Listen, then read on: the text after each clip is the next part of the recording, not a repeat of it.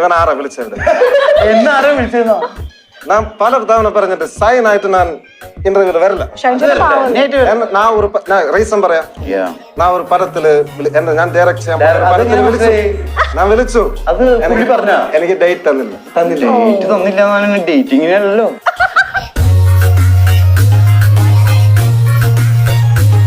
ഈ ഒരു സിനിമയുടെ പ്രൊമോഷൻസ് ഇങ്ങനെ നമുക്ക് ബാക്ക് ടു ബാക്ക് നടക്കായിരുന്നല്ലോ. അപ്പോ ഇത് എത്രാമത്തെ ഇന്റർവ്യൂ ആയിരുന്നു നിങ്ങളുടെ? 10ഓ 15ഓ? ഓക്കെ, അത്രയല്ലേ. മടുപ്പുണ്ടോ? ഇല്ല, മടുപ്പില്ല. എനിക്ക് പേഴ്സണലി ഭയങ്കര കംഫർട്ടബിൾ ആയിരുന്നു. നമുക്ക് അങ്ങനെ എന്താ പറയാ, നല്ല കംഫർട്ടബിൾ ആയിട്ട് രീതിയിൽ നല്ല റാപ്പോട് ഇട്ട് സംസാരിക്കാൻ പറ്റി. അത് നിങ്ങളോടുള്ള ഒരു സ്നേഹം, നിങ്ങളുടെ ചാനലിനോടുള്ള സ്നേഹം, അമരവിള സതീഷിനെ പോലുള്ളവരോടുള്ള സ്നേഹം, ഇതൊന്നുമല്ല. ഞങ്ങൾക്ക് എങ്ങനെയെങ്കിലും രക്ഷപ്പെടണ്ടേ.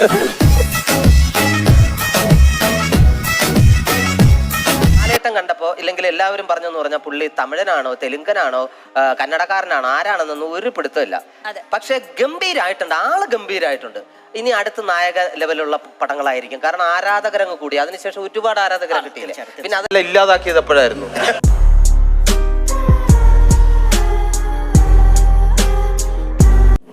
ചേട്ടാ, രണ്ടുപേരുടെ ഇടയിലാണ് മാളവിക ദേവിക.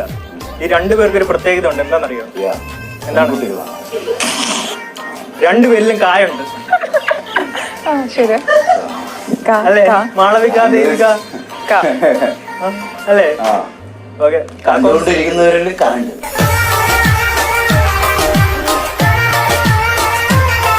അപ്പൊ ഇതുവരെ ഒരു റിലേഷൻഷിപ്പിനെ പറ്റി ആലോചിച്ചിട്ടില്ല? അച്ഛനമ്മയുള്ള റിലേഷൻഷിപ്പ്.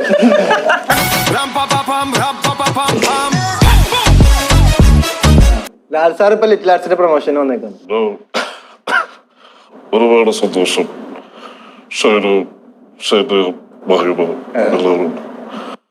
എന്നെ മാത്രം വിളിച്ചില്ല.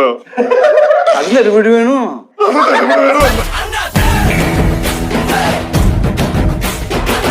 അപ്പൊ അങ്ങനെയാണെങ്കിൽ ജയശങ്കറിനെയാണോ കാർത്തികിനെയാണോ തലവന്റെ ഡയറക്ടർക്ക് കൂടുതൽ ഇഷ്ടം? കാർത്തിക്, ജയശങ്കറിനോട് ബിജുവേട്ടനാണോ? എനിക്ക് ഇവര് രണ്ടുപേരല്ല, എനിക്ക് കാർത്തിക് ശങ്കറിനാണ് ഇഷ്ടം. ജയശങ്കർ ശങ്കർ കാർത്തിക്.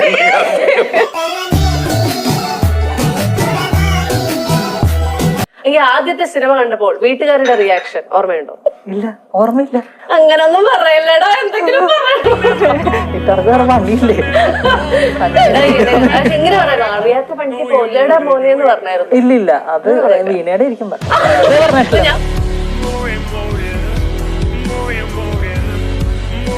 വൈബാക്കാൻ വേണ്ടിട്ട് ഒരു പാട്ട് പാടുവാൻ ആർക്കും എനിക്ക് ക്ഷീണാവുന്നു, അതുകൊണ്ടാ. വിഷമം വരാത്ത ഒരു പാട്ട് പാടുവോ? ഇല്ല, വിഷമം നല്ല ഈ ചാനൽ ഇതോടെ പൂട്ടിക്കണം. അത്ര ഡള്ളാക്കിയിട്ടുള്ള ഒരു പാട്ട് പാടും.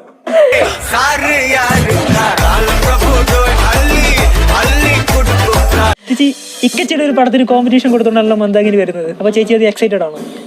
പേടിയുണ്ടോ?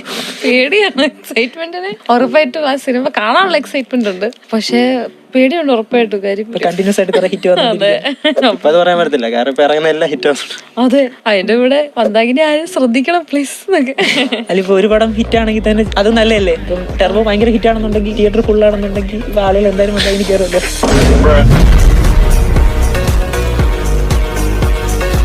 ഒരുമിച്ച് കാണുമ്പോൾ ഒരു തോന്നിയത് വെച്ച് കഴിഞ്ഞാൽ, നമുക്ക് പഞ്ചാബി ഹൗസ് എന്ന മൂവി, അതിൽ റിട്ടൺ ആൻഡ് ഡയറക്ടർ ബൈ റാഫിക്കയാണ്. അതിൽ രമണൻ എന്ന് പറഞ്ഞ ക്യാരക്ടറാണ് അച്ഛൻ ചെയ്തത്. അപ്പൊ ആ സിനിമ കാണുമ്പോൾ ആ ഒരു അച്ഛൻ ചെയ്തൊരു മൂവി, ഈ ഇദ്ദേഹത്തിന്റെ അച്ഛനാണ് അത് എഴുതിയത്.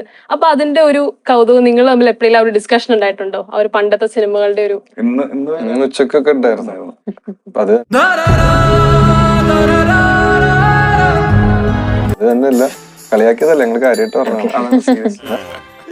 ഒന്ന് ഷോക്കായി. ഷോക്കോ? ഞാനങ്ങോട്ട് ഇല്ലാണ്ടായി പോനെ. സിനിമ വന്ന് 20 വർഷം കഴിഞ്ഞതിന് ശേഷം പെട്ടെന്ന് നമ്മുടെ ജോസ്, ചിങ്കണ്ണി ജോസ് അല്ലെങ്കിൽ ദുബായ് ജോസിന് ഇങ്ങനൊരു പോപ്പുലാരിറ്റി വരുന്ന എപ്പോഴെങ്കിലും എക്സ്പെക്ട് ചെയ്തിരുന്നോ? സിനിമ എടുത്തപ്പോ സുബി സാറ് ഞാൻ എക്സ്പെക്ട് ചെയ്തു.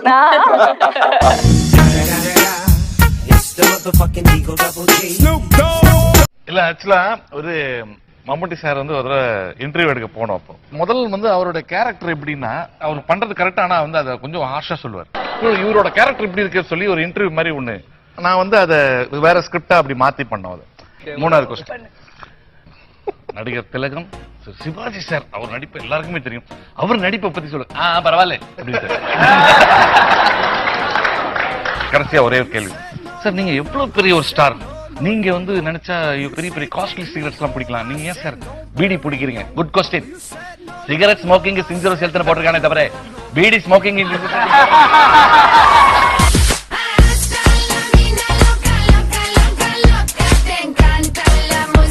ഈയിടെയായിട്ട് സോഷ്യൽ മീഡിയയിൽ സന്തോഷ് ജോർജ് വളരെ വളരെ വളരെ ശക്തമായ രീതിയിൽ പലതിനെ പറ്റിയും പല സബ്ജക്റ്റിനെ പറ്റി പ്രതികരിക്കുന്നുണ്ട്.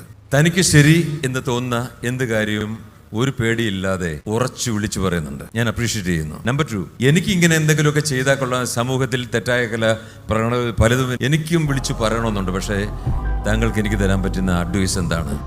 തെറി കേൾക്കാൻ നാണമില്ലെങ്കിൽ എന്തും വിളിച്ചു പറയാം.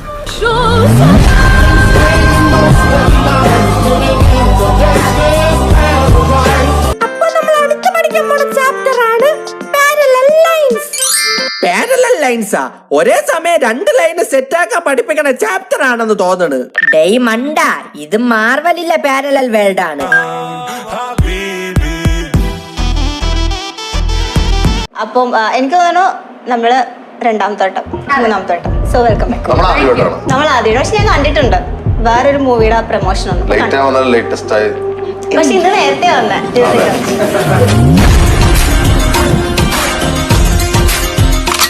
സാറിന്റെ അപ്പൂപ്പനെ ഞാൻ നോക്കിയേ. യെസ്, എന്റെ അപ്പൂപ്പന് ശരശയിൽ സാറിന്റെ ഭാര്യനെ ഞാൻ നോക്കിക്കോളാം. കാണാൻ എനിക്ക് മനസ്സിലാവുന്നുണ്ട്. തൽക്കാലം നന്ദനെ അഡ്ജസ്റ്റ്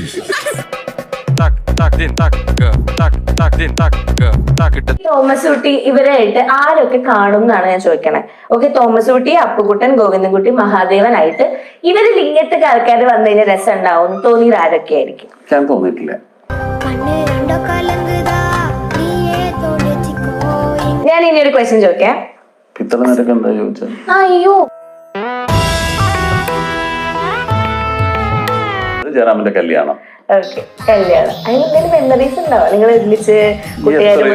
എത്രയോ ഇവരുടെ പ്രണയം തുടങ്ങുന്ന സമയം മുതൽ അതൊക്കെ ഞാൻ ഒരുപാട് ഇന്റർവ്യൂകളിൽ പറഞ്ഞിട്ടുള്ളതാണ്. ആ പഴയ ഇന്റർവ്യൂകൾ എടുത്ത് കണ്ടല്ലോ.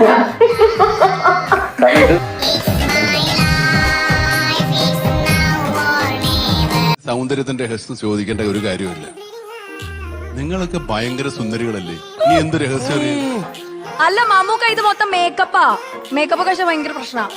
ഞാനും മേക്കപ്പ് തന്നെയാണ്. ഏതായാലും ഇതിപ്പോ വല്ലാണ്ട് പഴകി ഈ ചോദ്യം.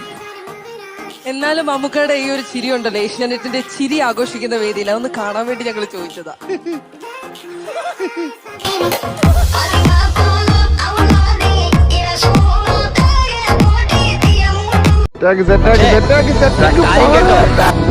കാണും ഈ കടം വീട്ടും.